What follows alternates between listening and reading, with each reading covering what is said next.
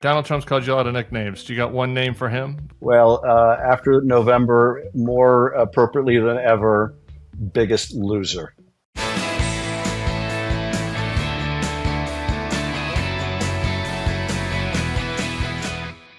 Hey, everybody. I taped this interview with Congressman Schiff on Monday evening. I think he dropped a little hint about who he thought the VP might be if you listen closely to his answer on Tim Walz. But we get into a bunch of other interesting issues and topics, including our love of Speaker Nancy Pelosi and the machinations that she may or may not have been engaging in behind the scenes. So it is a good one. And here he is, Congressman from Greater Los Angeles. He's also the Democratic Senate candidate in California. He's running against 1970s baseball player Steve Garvey. And, of course, you may remember that he was the lead impeachment manager during Donald Trump's first impeachment. Congressman Adam Schiff. How you doing, Congressman? I'm good. Great to be back with you. I'm just so excited to have you. I want to just put my cards on the table here at the start. You know, that's important as an interviewer. We have some policy disagreements, of course, but there were two times this year where you really impressed me. The first was when you spoke out against the anti-Semitic protests of the Gaza war while in a Democratic primary, a jungle primary in California, that you still won or finished in the top two. And then just recently, right when the pressure on President Biden to step aside was easing following the failed assassination attempt on Trump, you were the first after that to speak out, and you took heat for that. So that's two times you've been taking heat from the home team when I think you're on the right side of it. So I just want to talk about both of those. Why did you feel good about speaking out about some of the troubling aspects of the protest during that primary? Well, I feel a personal obligation to speak out whenever I see anti-Semitism rear its ugly head. And all too often we have seen this dramatic explosion of anti-Semitism at home and around the world. Just the latest demonstration, I don't know if you saw this, Tim, but somebody painted the statue of Anne Frank, painted her hands red as if she had blood on her hands over a war that was decades after she perished during the Holocaust. She had no connection to the Israeli government, obviously no connection to Bibi Netanyahu, no connection to anything having to do with the war, but she was a Jew, and that was all the connection that was necessary. Hard for me to see that as anything other than anti-Semitism. And so, whether it's acts like that, desecration of cemeteries, whether it's the kind of pro-Hamas language on some of the college campuses, the intimidation of Jewish students, I'm going to speak out, and I have. I'll continue to, and feel very strongly about it. And I think really falls on all of us in the Jewish community, outside the Jewish community, to condemn that kind of hate and really all forms of hate. Yeah, obviously, I completely agree with that. And I think for me, the lesson, and it ties to, kind of the pushback following, the comments about President Biden, which were, I think, clear-eyed about the challenge that the Democrats were facing at the time, came from these loudest possible voices. And I just kind of wonder, as a member, as a representative, how do you balance, taking feedback from constituents versus trying to weed out, whether there's just one group that's very loud on social media or just kind of very loud and they're protesting at events? Well, you mentioned a couple of the statements I made that may have gone against the grain with some of the members of the party, the other being about Joe Biden. Let me start with Joe Biden's approach to this war, which I think laudably was to try to figure out what's the right answer here. What's the right thing the United States should do? What should we say? How do we defend Israel? How do we do everything we can to hope, to bring about a resolution of this war that leads to a regional and lasting peace. He did not approach this, has not approached this from the point of view of what's the politics of this? How do I deal with the politics of this?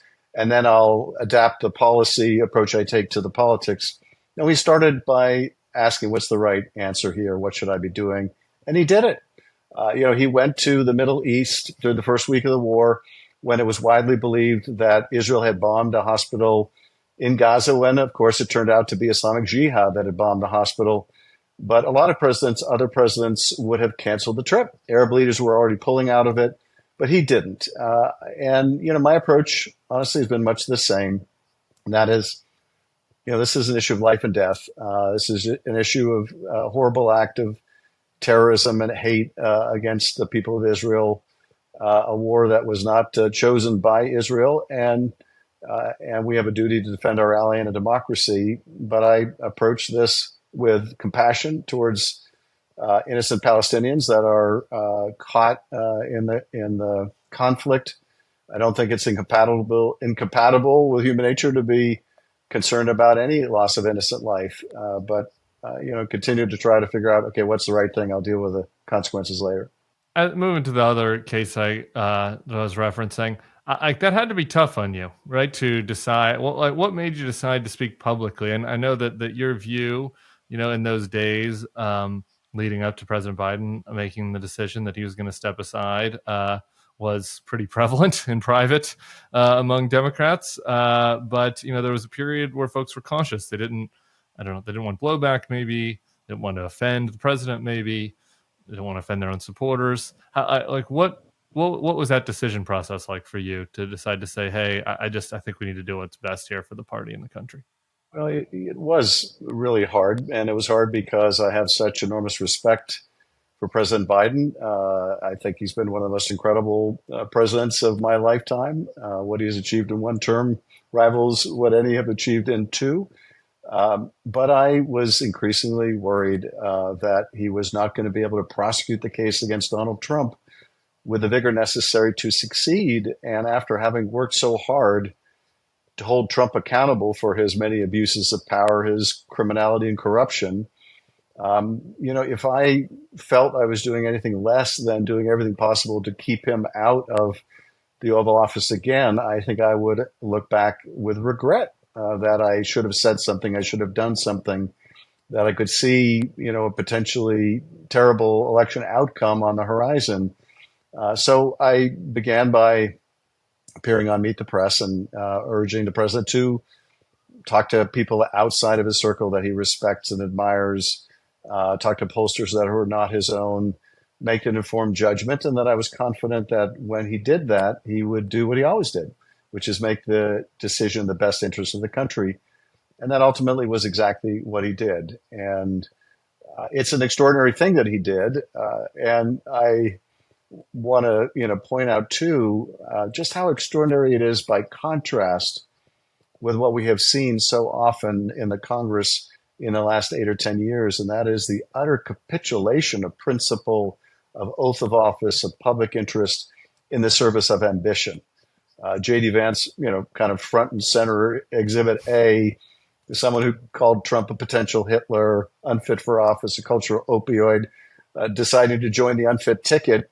Vance is so exemplary of the phenomena we see all the time now, which is this craven capitulation to this most unethical of former presidents. And what Joe Biden did, that selfless act, is in such sharp contrast that it really, I think, just burnishes Joe Biden's legacy even more. Totally agree with all of that. Totally agree with the contrast.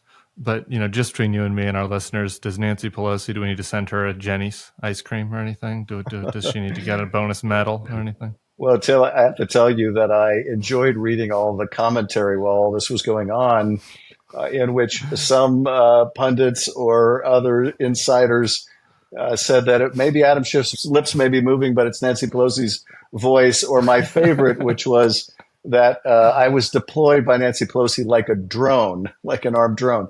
I told the speaker thereafter, I don't know how I feel about being referred to as a drone, but if I was going to be a drone for anyone, I would be a drone for you. The reality is, in terms of my own role in this, I made an independent judgment about it. I actually didn't speak to the speaker before I issued the statement I did. And I will leave it to the speaker to discuss her private discussions with the president or other members. I can tell you that I was hearing from a lot of my colleagues who are in tough races, tough Senate races, tough House races, who felt being pulled down by the weight of gravity. And I also felt that I could speak out about this when a lot of my colleagues either couldn't or wouldn't. And so that I could be a voice for those in the party that thought that passing the torch would just burnish the president's legacy even further. And now seeing this outpouring of enthusiasm, excitement surrounding Kamala's campaign is really just wonderful and exciting to see.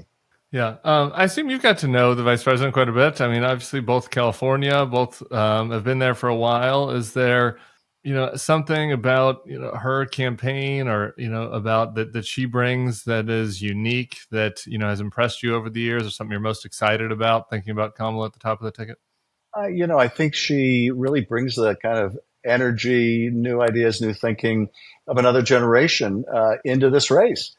And it has completely flipped the script in so many ways on Trump and the Trump campaign. He is the old throwback in this race. He's the one who wants to move the country back. He's the one who can't relate to, sort of anyone under 70.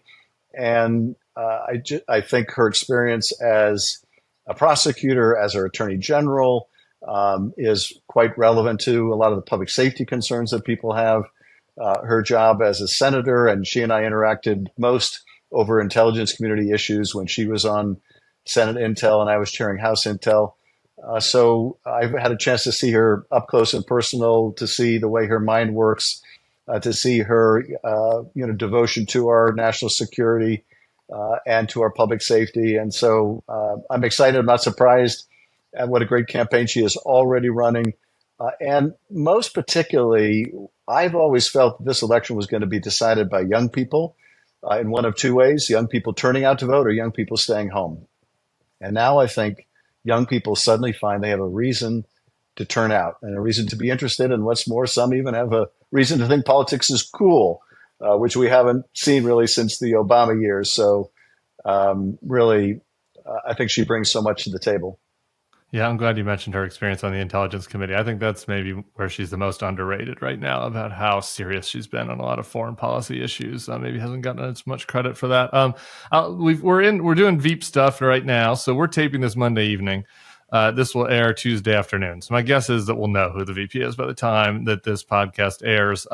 So I'm just wondering, and looking at the two people who, according to reporting, maybe this is wrong. There have been head fakes before in Veep stakes, but assuming it's Governor Walz of Minnesota or Governor Shapiro of Pennsylvania, just wondering what you think either of them would bring to the ticket.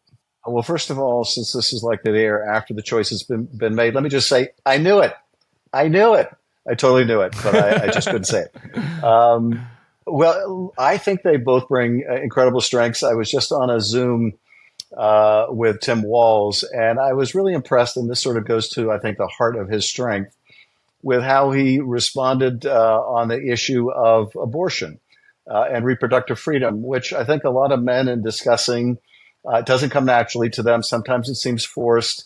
But here was Tim, and I think it was in reference to this issue, saying, here in Minnesota, and I won't do it as well as Tim did, but here in Minnesota, we have a saying, mind your own damn business. And, this is not something that the state or politicians or government should be involved in deciding. This is, what a woman should be deciding. And it was just so authentic and so relatable and comfortable. And I think he brings that kind of Midwestern character that has enamored him of Minnesotans, but also people throughout the Midwest. That would be a great asset on the ticket. Josh Shapiro brings other tremendous strengths. Obviously, super popular governor of maybe the most important state among the battleground states, Pennsylvania. He's been a successful governor with a divided legislature. He's, got a razor sharp intellect. He's great on the stump. So, even if he delivered nothing more than Pennsylvania, that's worth the price of admission. So he's a great choice. And I like them both. I think you can't go wrong there. And I love how there was already this tremendous momentum behind the vice president. And now with this announcement, there's going to be a new jolt of energy and momentum right leading up to the convention. There's some on the left that are saying Shapiro would be a divisive pick. I got into a little exchange, a well-intentioned exchange with Mehdi Hassan about this earlier today, saying he's concerned that it would be divisive, that there'd be backlash against Josh Shapiro because some of his statements about Gaza. I disagree with that. I don't think it would be particularly divisive, but I'm not a Democrat. I'm a former Republican. You're a Democrat. What say you? Are you concerned at all about potential brush blowback among maybe some of those young voters you mentioned earlier if Shapiro's the pick? I'm really not concerned about it. And I think some of those that are saying will be divisive are saying they're going to make it divisive. It won't be divisive unless people choose to do so. And that would be so self-destructive. I think given that we have, such a profound opportunity with this new top of the ticket to really move the country forward. And this is such an incredibly existential election. We need to be all together on this. And what's more, Josh Shapiro's positions on the war in Gaza are really no different than any of the other top vice presidential contenders. And it deeply troubles me that there is this double standard being applied to him, that they're going after him rather than going after any of the other choices. And it's hard for me to attribute that to things apart from his being Jewish and being held to a double standard. I think among the Jewish members of Congress, I can probably speak, I think, for most of my colleagues who feel that on many occasions we've been held to a very different standard, subject to that old stereotype of dual loyalty and that kind of thing. And given the similarity in positions between Josh Shapiro and the other, candidates or potential candidates for vice president, I think these attacks on him are wholly unwarranted and are applying that pernicious double standard. All right. I want to hit on a couple of policy issues before I lose you. Just before we got on today, there were attacks on the U.S. Al-Assad Air Base in Iraq. I think there's some assumptions that those are Iranian proxy attacks. But at this moment, the intelligence is not out on that. But I'm curious your thoughts on whether the Biden administration has taken a tough enough line on Iran and the unrest that we're seeing and the threats that we're seeing from Iran over the last few weeks. I think the president has handled this about as well as you can handle it, because on the one hand, you want to do everything to deter Iran. You want to respond to any kind of attack or provocation. You want to support Israel and have Israel's back. But you also want to take every step you can to avoid this becoming a regional conflagration. That's not in anyone's interest, not in the United States' interest, and certainly not in Israel's interest. If Iran, Hezbollah open up a northern front in the north of Israel, that's going to be cataclysmic. Israel is already stretched thin, arguably to the breaking point, dealing with this incredibly difficult urban tunnel warfare in Gaza. To have a full-fledged conflict with Hezbollah, which has much more precision weapons, let alone with Iran, is something to be avoided. So it's a difficult line to walk, and I think the administration has done it about as well as you can possibly do it. We will have to respond to this attack on our people. We're going to defend our people. I don't know enough, except the public reports at this point, to have a sense of, was this ordered by Iran? Is this an Iranian proxy sort of acting on its own? I think there is an interest in Iran in also not escalating to a full-out war with Israel, but I'm going to await further information before I make any judgment about it. Listening to you give that answer, I'm always slapping myself. I just can't help but do the George W. Bush Iran pronunciation of Iran, and it's just I'm a 2000s Bushy. What can I say? It's I just asked for the mercy of the court on that one. I look back almost fondly to those days of nuclear strategery. My favorite was when Will Ferrell reprised his role as George W. Bush during, I think, the first few months of the Trump presidency, and he walks on the set of Saturday Night Live, and the first thing he says is, "So, how do you like me now?" Those days do look quaint compared to the present. Miss me yet? Okay, I'm losing you in 3 minutes. So just rapid fire. You took a shot at J.D. Vance and the Republicans on this child tax credit this week. Just what a disaster from these guys to claim that they are the ones fighting for these families and attacking childless cat ladies, and they can't extend the the child tax credit. It's so true. I mean, when we doubled the size of the tax credit, we lifted 40% of the kids in the country who were in poverty out of poverty. The Republicans wouldn't let us extend it, and millions fell right back into poverty. That's just heartless and cruel. And, it should tell us something. Some of the solutions to poverty are not rocket science, but they are policy decisions that we're making or not making. And Vance and the Republicans are making the wrong decisions. Why can't, every time I have a California person on, I got to ask them, why can't California build more houses? This is a Democrat only state. This is your guys' mess. What, you're running for Senate. What's the problem?